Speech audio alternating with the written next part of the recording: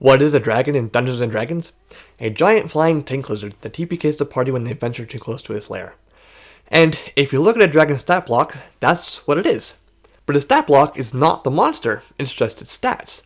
Just like player characters are more than their ability scores, dragons, and all other monsters, are characters. And by the end of this video, you will have a better idea of how to use dragons as characters. I think we're all guilty of diminishing a monster to its stat block when we're trying to put the players through a difficult or even potentially deadly situation.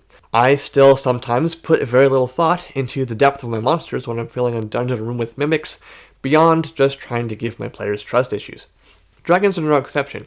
Granted, their stat blocks are very impressive, with a smorgasbord of abilities and nasty ways to end the player's whole career. They are, inarguably, very powerful creatures. When a dragon shows up, your players know exactly what to expect: death and utter destruction. The problem with that is that dragons now fall into two encounter categories. 1. Monsters to TPK my players with.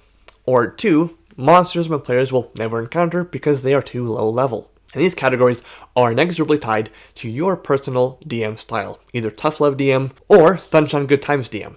Both are valid, and we're not going to talk about that right now. We will talk about how you can transform dragons from a monster stat block to a narratively interesting part of the game, no matter what your DM style is. Fizban's Treasury of Dragons says, "Dragons are not in your world, you are in theirs."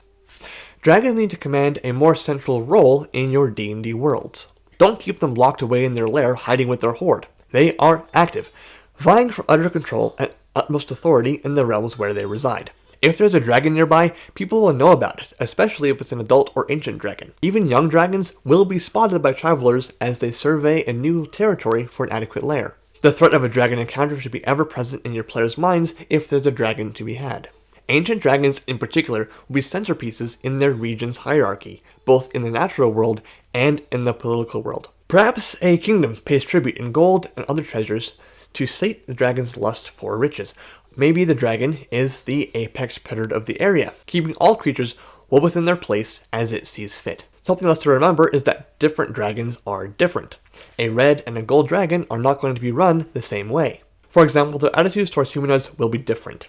Red dragons are among the most exceptionally covetous and vain of all dragons. As a whole, dragons view other creatures, especially humanoids, as lesser beings, but red dragons have a particular disdain for all other creatures, even other dragons.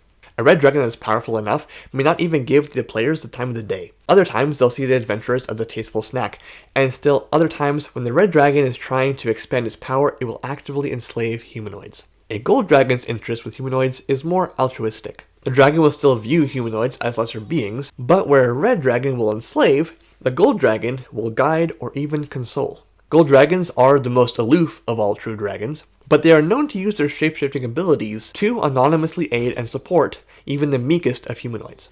Whether they appear as an old peddler to patronize honest businesses, or as an animal to comfort a lost child, gold dragons exist to curb evil even in the smallest, most unseen ways. Understanding these differences will shape how your dragons interact with the players. Not every encounter with a dragon needs to end in a big stat block monster fight. Sometimes it will, and that's great.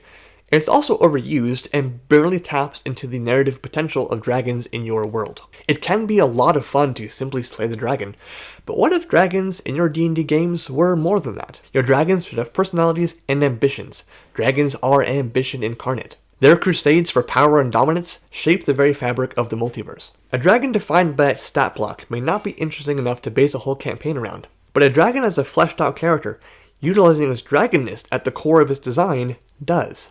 They should have a distinct physical appearance that sets them apart from other dragons of their type. They'll have personality traits, flaws, and a backstory to boot. They will also boast a horde, as distinct and unique as they are themselves. Most importantly, they will be a central figure in your adventure because of their overall character, and their goals will shape the course of a campaign. Argavesh the Wicked is an adult green dragon bent on avenging the deaths of his parents at the hands of adventurers. He has a long, sinuous body, and his crane-like neck is more serpent-like than other green dragons.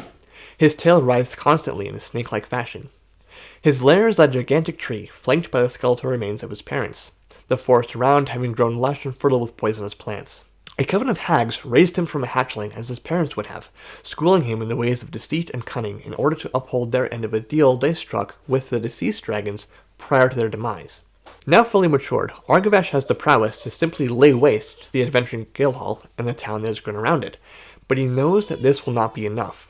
Other adventurers will simply grow in strength and hunt him down later. Adventurers need to be rotted out from their core. So Argavash concocts a sinister plot. He begins by infiltrating the guild in the guise of a Will of Lorekeeper, offering his services to the guild's arcane tower. He flatters the guild council leaders using honeyed words to boost their egos, and convince them that they deserve more wealth and respect from the people who employ their adventuring services. Greed festers in the guild. Argavash also forms a correspondence with the nobility of the kingdom, spreading vicious lies about the guild's operations, convincing a notable duchess that adventurers seek to scam and exploit the honest citizens of the kingdom out of their hard-earned coin.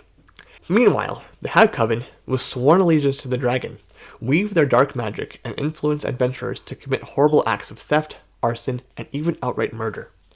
Pretty soon, the Adventurers Guild becomes public enemy number 1, and adventuring is outlawed. The kingdom sends its forces to dismantle the guild and command its members to cease and desist, or face imprisonment or execution.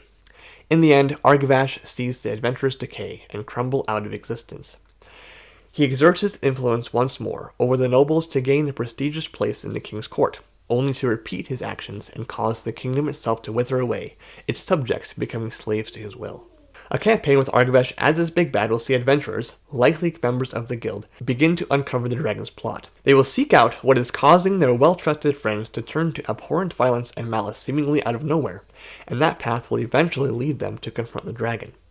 Argavash is as cunning as he is powerful, and if the players succeed in discovering his plans, he will shower them with flattery, and promises of wealth and power if they follow him.